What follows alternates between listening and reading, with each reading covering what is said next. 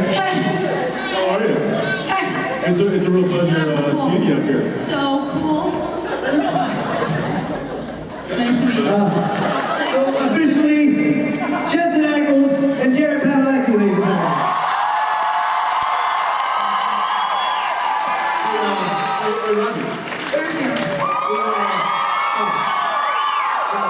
What do you got here?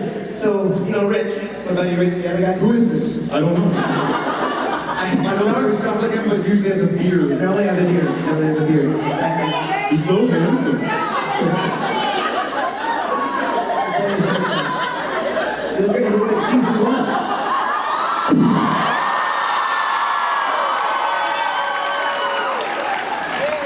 Wait a minute. Are we doing this? Hang on. This is where I get hurt.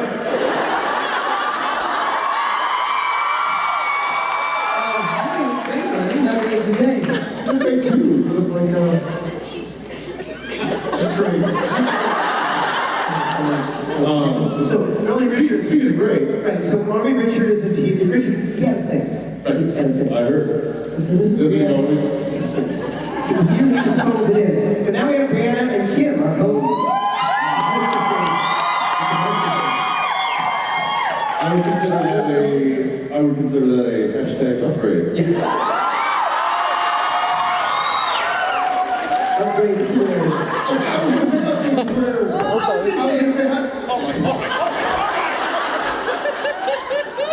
I was gonna say hashtag upgrade square. Good evening, ladies. Hi. Hello. You certainly dressed this stage up.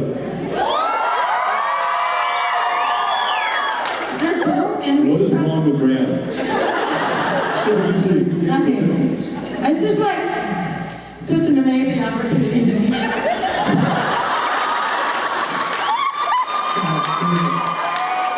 Back to that all weekend, too. Listen, It's actually like this on set. I want you guys to have a really good time. Oh yeah, fun, right? Have fun on the panel.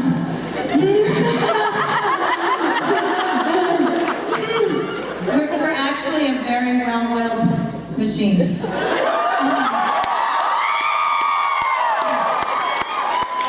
What do you mean by oil? Lubricate.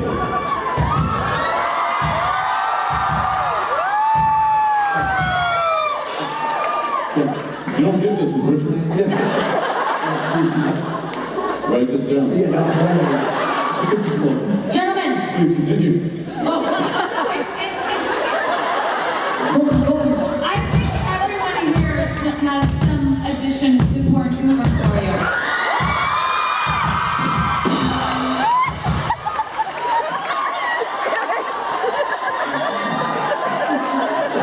Jared's blushing!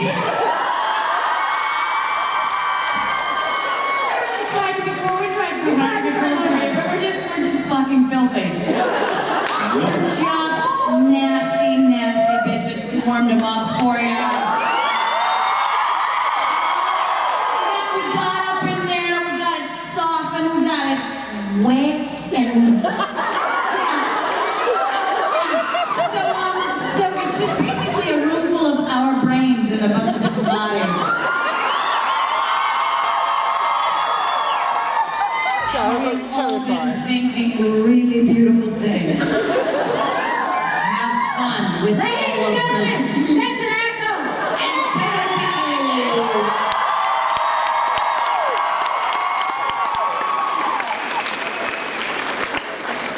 Wow. Well, that was new. How did you possibly follow that? I give myself a fisting compliment. Thank you, Mr. Ackles. Thank you. Allow me. Yes. I got your chair. Hey, look at that. See? Isn't that nice? Wait. One more thing.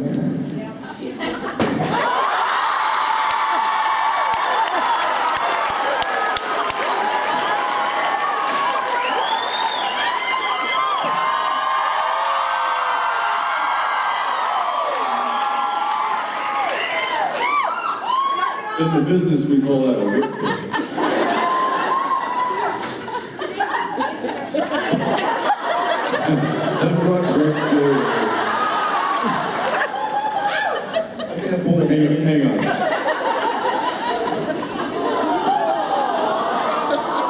No, it's Oh, he wants to try it himself. it's all right. It's okay. Look at that. You're still standing, Jared.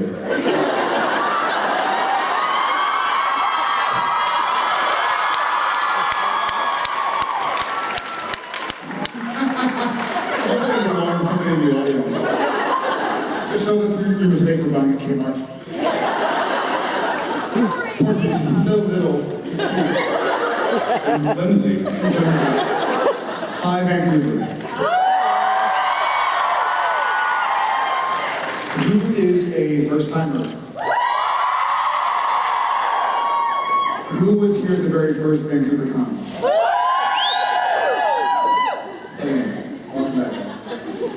Newbies, welcome to our crazy, awesome, dysfunctional family. Dragon feet first. His head was bouncing on the ground. Oh, that's good stuff. I don't care who you are, that's funny. Rest in peace. For those who are new, welcome to our, we like to say our crazy, awesome, dysfunctional, and crazy, Yet awesome, functioning. dysfunctional family. Yet functioning. Yet functional. It's not barely. When we say dysfunctional, we mean like this functional family. Like, who that? Dysfunctional family, Laura. True that? True that? That? No? No? You would know more than me.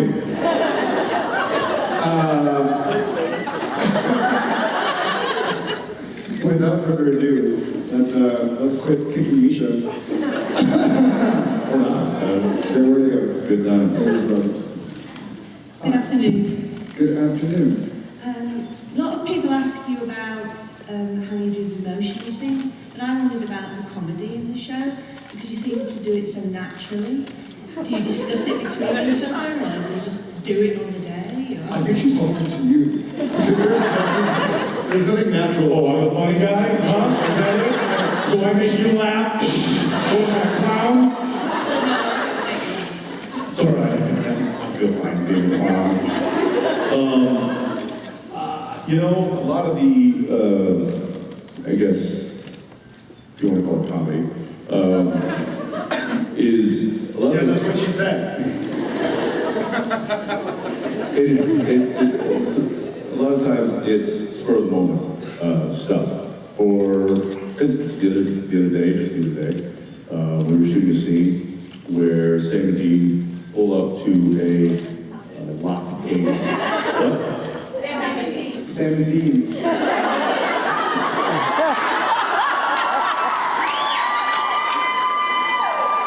These are little dolphins.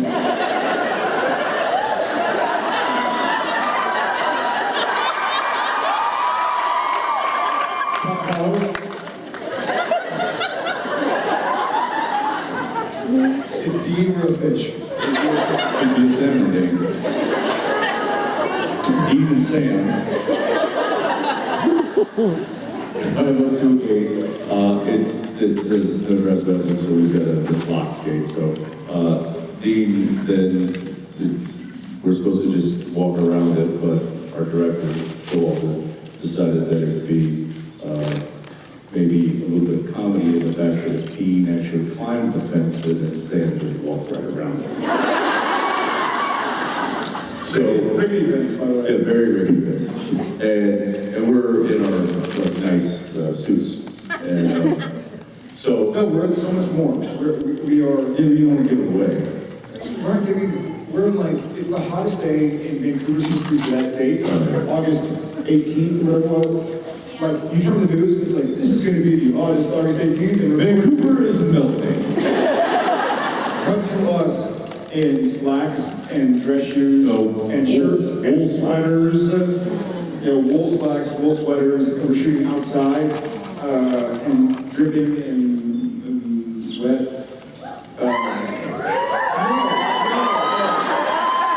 No. No, take it back. And that's it. So anyway, it was that was script. It was just something we thought of right then and there.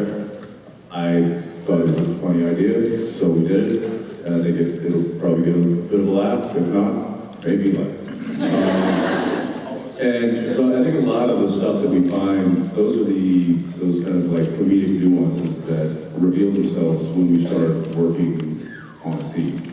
And so, yeah, I don't think we set out to make funny moments so much as the funny kind of finds itself in the show.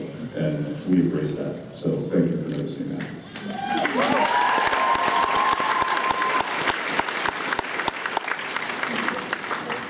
Hello. Hello. I apologize now, this question is kind of difficult. What is one thing you think you've brought to your character's personality through the way that you've uniquely portrayed them? And what is one thing you think the other person brought to their character that a different actor couldn't have? Hair.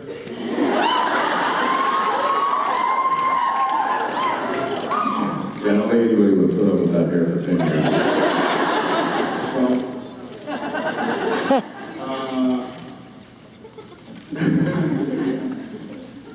So we answer for ourselves or for the other person? Both. Oh, come on. I think,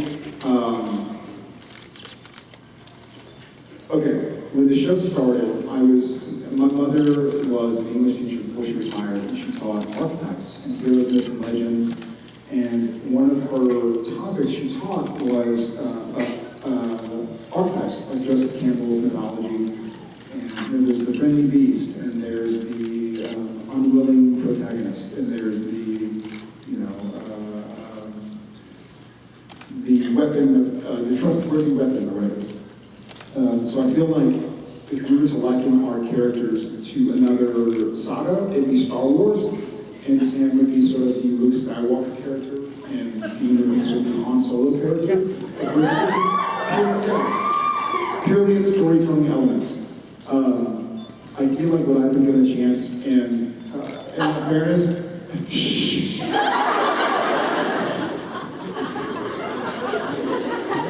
Sam cares about people.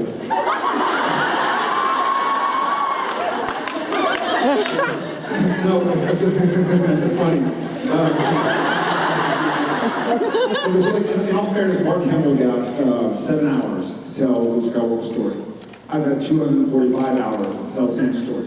But I think we really, with help from the writers and directors, we've seen Sam really care about other people. I think in Star Wars, just to purely use the lines of the story, Star Wars was a lot about Luke Skywalker, his journey. He didn't really have time for other people's journeys. But we've seen Sam Winchester really get involved with other people's trials and tribulations. And I hope I was a part of that. I hope my personality maybe helped guide the writers to write Sam like that. And almost on a similar note, I feel like the swashbuckling, handsome, roguish hero that would have been Han Solo, and Joseph Campbell identified archetypes for Star Wars, but with Dean Winchester. I feel like Dean's brought a vulnerability and a humanism to Dean Winchester that we don't see outside of Supernatural. Yes.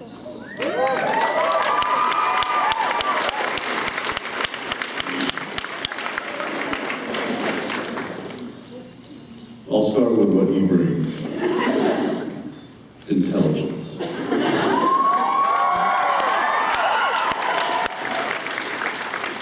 Which is an interesting facet of Sam Winchester, because a lot of times he is kind of the brooding, reluctant hero. But there is, I think Jared has filtered in this layer of high intelligence throughout the 12 seasons that I'm not sure I know many actors that could have layered that in so delicately. So, forget everything you said. And then for, what was it? What I think I brought to Dean is rugged and handsome good looks.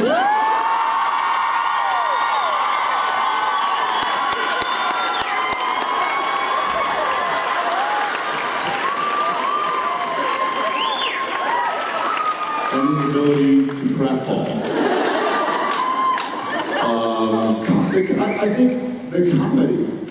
The comedy with Dean, it was roguish, but it wasn't, I mean, I feel like, in all fairness, I feel like there are a lot of cogs in this wheel, and if any one was missing, the wheel would collapse. But I feel like if Jensen didn't have such a mastery of comedic elements,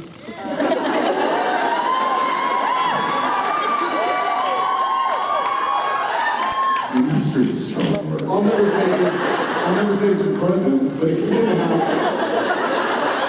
such an ability, I'm trying to use big words so he doesn't understand. I feel like if he didn't have such a wonderful mastery of the comedic side of the scripts, that script have to be so bogged down and all that's dramatic, that we wouldn't be here today talking to you guys about season 12 and working tomorrow on season 12.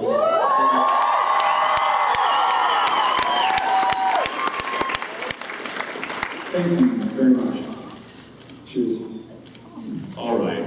Yeah. Aw, yeah. Every now and again, a compliment slips out. Don't let it ruin what you think about us. Raise your hands. Hi. Hello, I'm asking this for my friend Robin, and she's always going on about how perfect you guys are. Carry on. Where is Robin? Robin, are you here? She's not here, she can't afford to come, so I'm asking this for her. Yeah, and I'm trying to prove her wrong because I know you're humans like every one of us, right? And so my question is. So my question is, do you have funny shaped toes?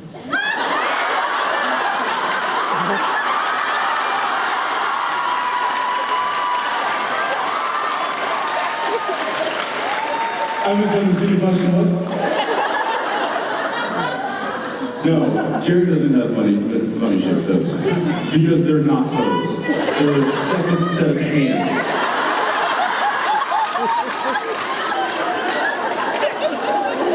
You could rip his arms off and he would still get through life fine.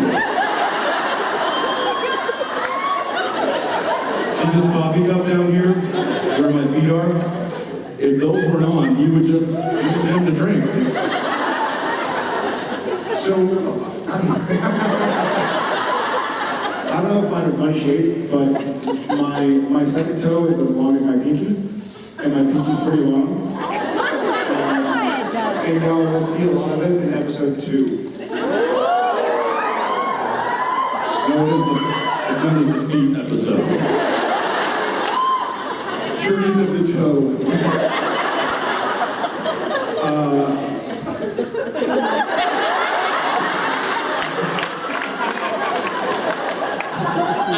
don't know why I gave him 4 toes. That's not a good toe. What's wrong with you? Hey, scoot over. Scoot over. To where? This is the horrible staging. We're blocking the... No, it's wonderful. No, we're blocking Billy. Billy seems like a nice guy. Billy's been throwing shit at Jensen this whole time, but all these pics. So not funny shaped, but a bit larger than average.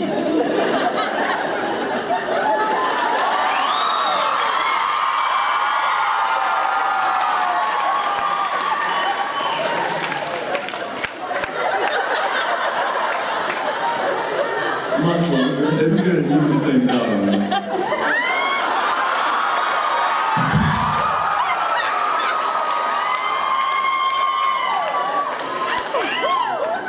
It's all balance. Here's more thank you very much Thank you.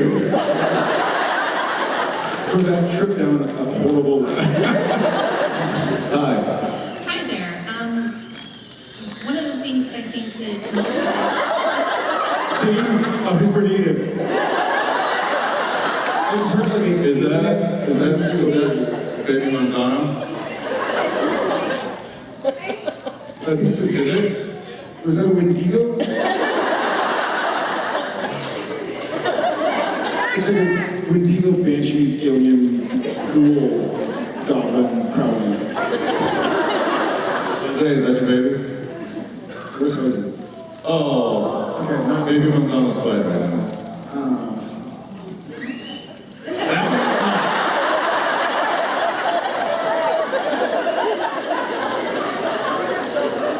I'm about to go all Donald Trump and kick that baby out. I'm just kidding, I love babies. Babies are great. Babies love me. I love it when I'm We're gonna make babies great again.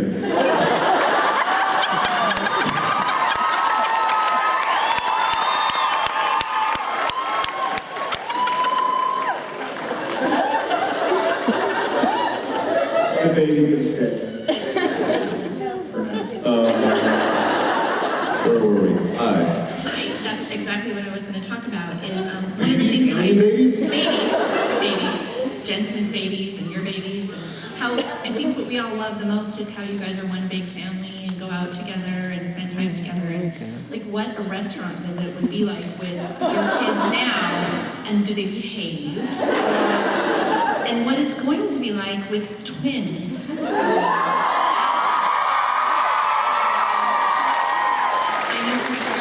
Restaurants with kids can be tough, so. Yeah. I think Jensen is the best story for this.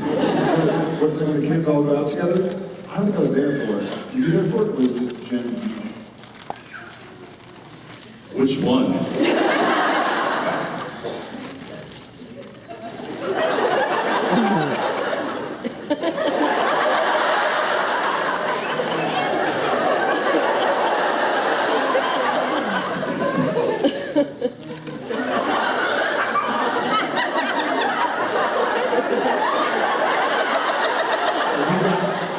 We got into a war with, I don't honestly know what story you're talking about.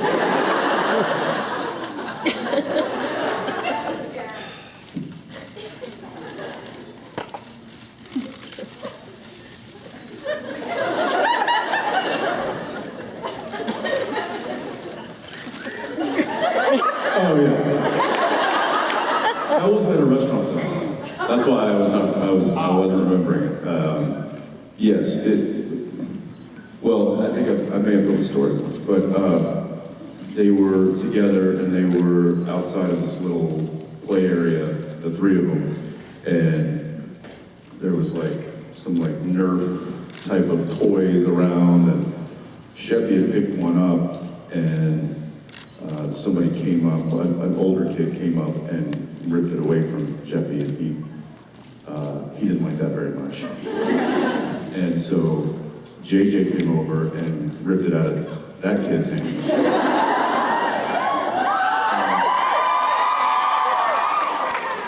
And then the kid ripped it, and the kid was a couple years older than JJ. He ripped it out of her hands, and I'm watching him like this is gonna. And then before I can even like get up and get over there, JJ just goes, boom!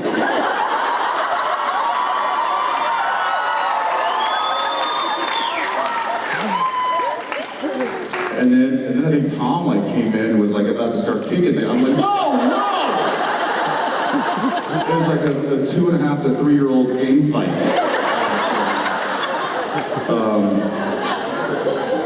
Yeah, JJ refers to Tom and Shep as her boys. So boys. They all have matching tattoos. It's a skull and crossbones. In their neck. Yeah, little did we know that was actually an initiation. Dinners can be tough, as anybody with young children can attest. It's going to get really tricky when there's two. However, when JJ was a baby up until she was probably 6 months, don't judge. We just slide her underneath the table. Out like a light, and we got a nice dinner. So we're cool for a little while, but once that doesn't work, then you know we do have the tranquilizer, also known as the iPad, which we don't like to use too often, but it's necessary.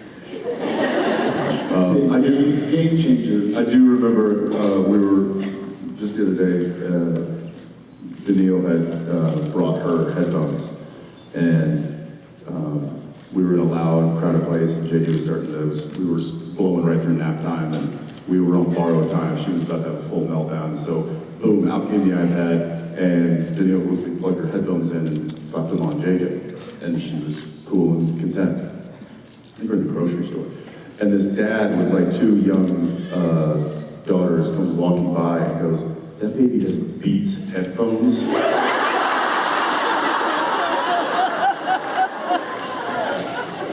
I had this reaction that kind of scared me, where I was like, "What'd you say?"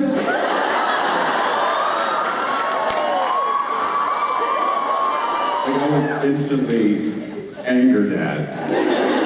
And I didn't say that, but it was the look of like, say one more thing about my kid, and it's on. He didn't, he walked away. But it's, yeah, it's gonna be tricky. I don't think that we're gonna be doing a whole lot of like eating out with the children as much as we'd like to. There's probably going to be a whole network of babysitters and family that help us out. So it'll be interesting. Yeah, any takers? In that case, They're building their houses. well, thank you very much.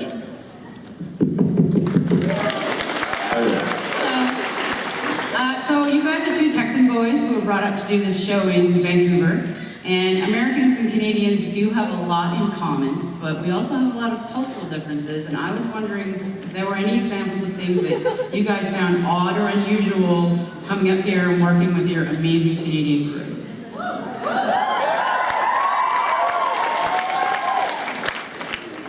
We have a different name for the last shot of the day.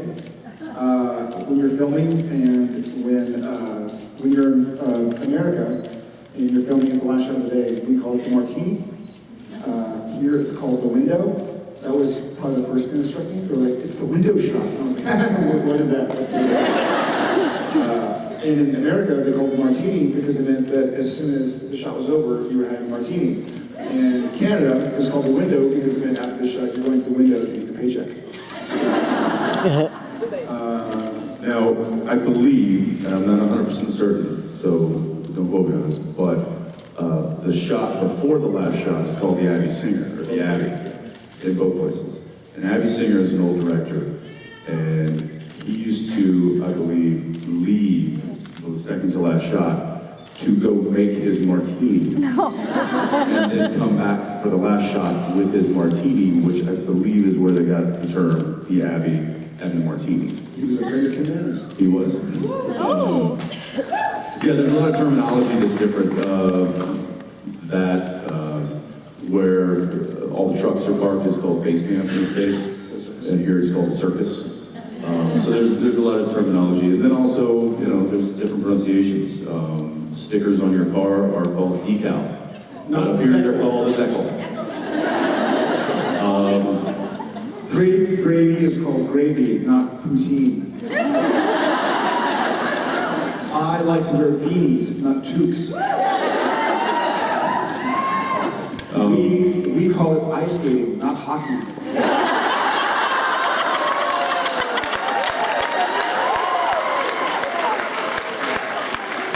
I'm just looking for like thoughts that are going to be chucked. I will say, however, one thing that I don't need to do the conversion from Celsius to Fahrenheit anymore. I know what it is.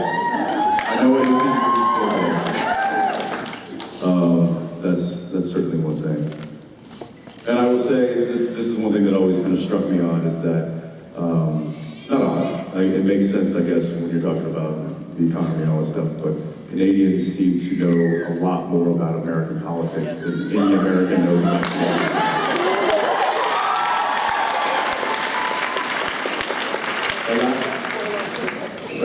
I'm seeing, like, you know, Trump and Bernie Sanders and Hillary Clinton bumper stickers up here with like British Columbia plates on it. Like, what? Why? I mean, but it's that's interesting to me. That, You mean they don't have Christy Clark stickers? I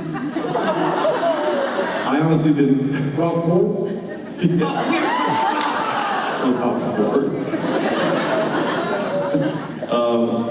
However, with all the slight, subtle differences that make us a little different than Canadians.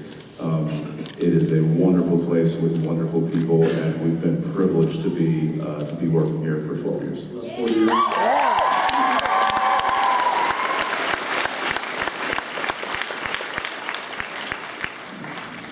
Hi. Hey. Hi. So, I do a lot of improv. So my question is... You what? Sorry? That was my question. I apologize. Sorry? You can tell I'm Canadian. Anyway, how much improv is in the average scene, and how do you know when to put that in, as opposed to just kind of following through? There's more improv in the rehearsal and the staging of the scene. So the big difference is with TV, if we're doing a scene and we shoot the master and it's, hey, what are you doing? I'm going to the store. We just went to the store. We forgot apples. You don't like apples? Yeah, well, I gotta go. And then he leaves. I say, you shoot it, you move on. Now it's his coverage. And he goes, I say, where are you going? I'm going to the store. We just went to the store. Yeah, we forgot apples, and I also wanted to get a magazine, and blah, blah, blah. Well, you don't like magazines. Like, you can't cut. Once you've done the master of a scene, you can't change it. Because otherwise, he's going to have lines that I don't have any line to. So he might have the most amazing improv line in the world, but there's no response. Unless you're really good.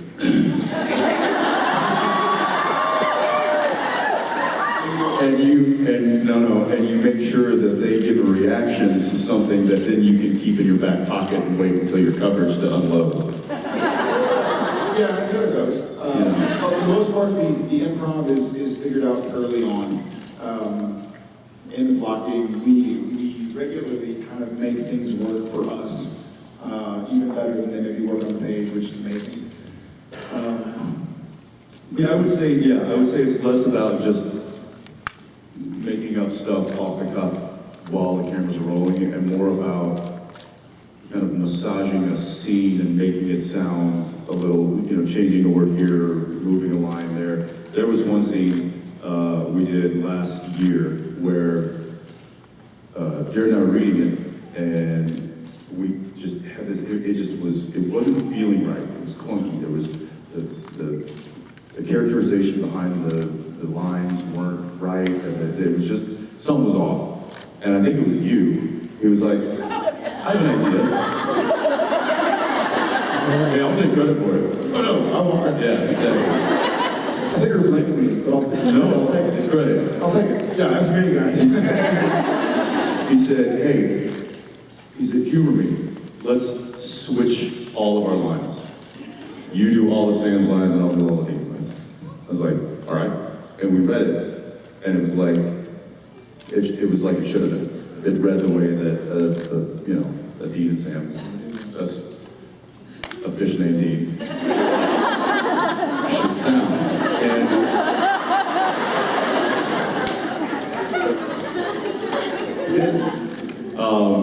So there are instances during the show where we will get ideas, we will add those to the scene, we will do some sort of In improv, I think in our world isn't the classic what you think. Like, hey, this is a scene where we're sitting on a table, but now I'm going to get up and like unplug the speaker wire, and now I'm going to go run through the audience. Like that cannot happen. It just logistically. But there are things like, even on Friday, when we are shooting now with one of our newest and most favorite directors, Nina Lopez-Corrado. We all know because she shot that meat last year. And she's directing, and we had this idea involving Dean and pie. And it wasn't written in the script per se, but it also wasn't, I think at this point in time, there's not a writer on Supernatural who has known Sam Winchester or Dean Winchester as long as Jared Padalecki and Jensen Ackles have known Sam Winchester and Dean Winchester. And so they leave a lot open for us to not embellish or improv, but to improve or to make little nuances that are true to who Sam has been for 12 years, true to who Dean has been for 12 years. And so there was something that's going to be the first scene of episode 5 of that we just shot on Friday. If you guys decide to watch episode 5 this year, the first scene with us, there's some high stuff, and just know that it came from Sheridan Jensen.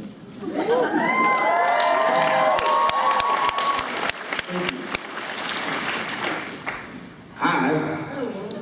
Hello. There's a lot of action shows on the CW now that have lots of fight scenes and that they're often, the superheroes are very choreographed, whereas Supernatural stayed with that really gritty, often quite brutal fight and action. I love that about the show. What have been some of the more either enjoyable or challenging action scenes that you've done in recent times? Fight scenes or... It's a great question. I have a question for you. Do you know anything about, like, websites?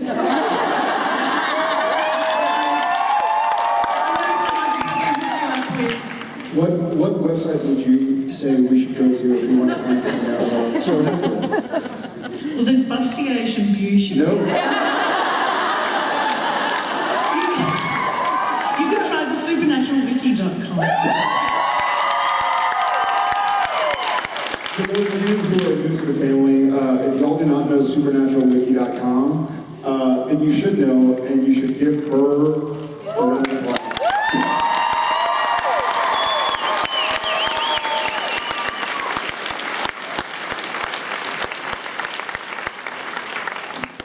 Where'd my mic go? I broke it. I should not.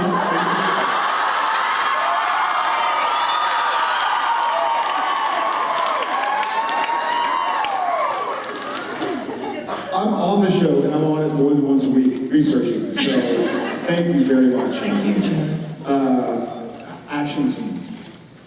Actually, you just brought up Red Meat. I would say that was one of the more brutal fight sequences that we've done in recent years. Was that opening scene with the vampires. That's what I said. A few you were listening. Just check the wiki.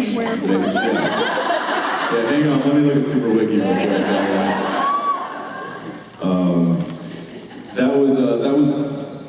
That was a very long, grueling shoot. Very long. That scene was a very long, grueling shoot. It was a heavy day. It was like 14 hours of resetting and changing from a shirt that had blood on it to a shirt that had blood on it, wigs, and the gunfight. And there's a huge fight scene with knives. And then there's like pulling the bullet out and sutures and bandages and cutting down the victims and getting them wrapped up and then getting everybody together and finding the key. There were so many elements. And I remember reading that scene going, this is a really, really awesome scene. It's gonna suck to shoot. And it did, however, Nina, God love her, came in and just nailed it. She knew what she, that could have been.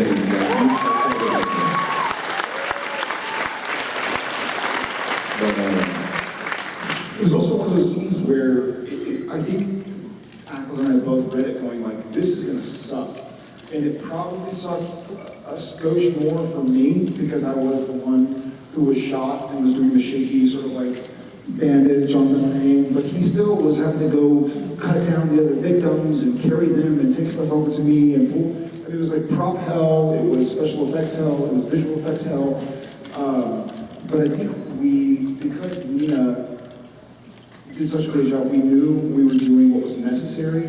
There's a funny tipping point with directors where if you feel like they don't know what the hell they're doing, that the actors start protecting themselves and holding back. So if I'm with a director, and we've had a few, where I feel like they don't know what they're doing. Like had a few? We've had a few where I just go like, God, they don't know what they're doing. I better just protect myself, because I'm gonna be doing this for hours. With Nina, she was moving, she got something, she moved on, she told us, here's where this shot's gonna come in, yada yada. And so I felt like I was in really good hands. And that was one of the bigger episodes of the season. I I know we had big, massive episodes of God and Darkness, but as far as like the independent lore, the fight scenes, Sam getting shot in the gut and dying while Dean kind of pseudo dies. Both characters die. Both characters die. I mean, it was a huge episode. And for a director who had only one other episode of television directing, and this is her first Supernatural, so we can't give her enough credit. But it was a great script, and I know Jensen and I worked our asses off on it. But I feel like he's right. That scene going from like a crazy fight scene to a weird special effects scene really felt like this is this is where we shine. So. It felt like what Craig King used to call a mini horror movie of the week. Yeah. Yes. Which, and we love those.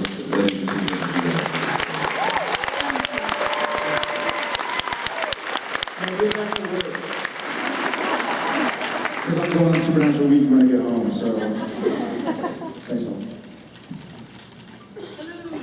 Hello. I'm super nervous, but I'll act calm. We're Supernatural. My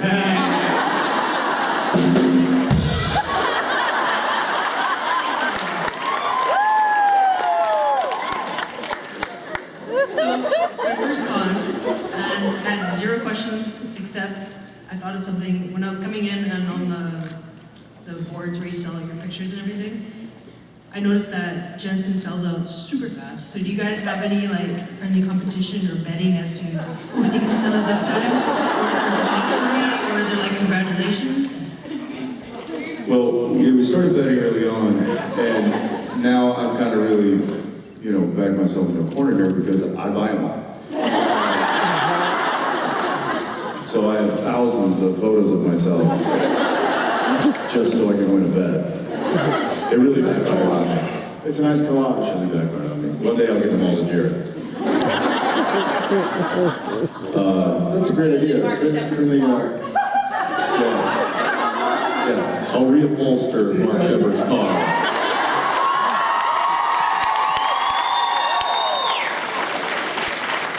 I don't know how he found out. Somebody tell him. At least it's breast helper. What's that supposed to mean? Become an advisor. Alright. Oh, okay. Not if you hate Sandy. At least his breath smells good.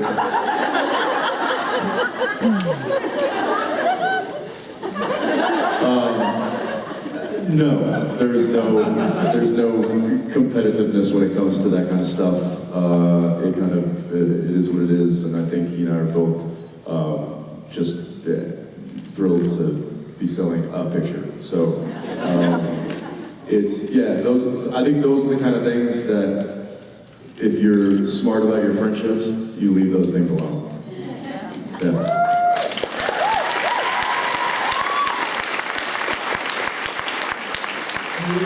Hi, how are you? Awesome. That's good, me too, I'm a little nervous. This is actually my first convention, and we're having